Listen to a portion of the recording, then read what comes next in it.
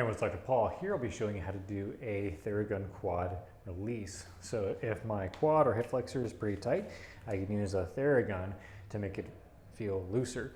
So for this, I'm sitting in a chair with my back supported, and then I'll just straighten this leg out, and then I'll just let this muscle go totally relax. Now, when I first start doing some passes here with the Theragun, I actually want to be using one of these wider attachments. So either the flat head like this, or this kind of cushiony, rubbery head like this, if this quad is a bit more sensitive.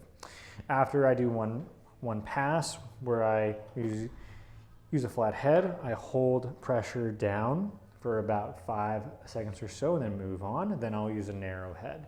And so there are a few zones that you want to be focused on when working on your quad. So we have the center going from this hip bone here straight down to the kneecap. This is going to be hitting a very important muscle called your rectus femoris.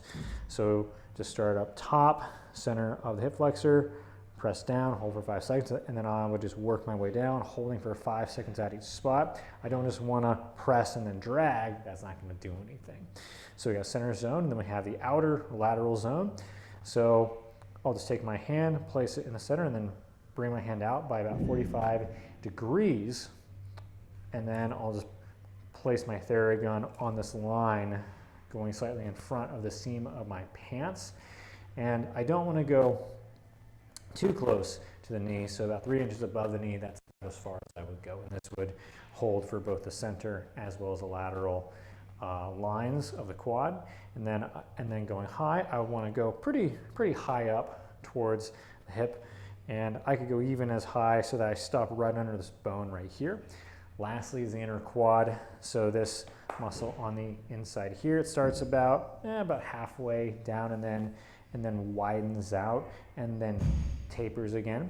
So for this one, again, just find a spot, press and hold for about 5 seconds.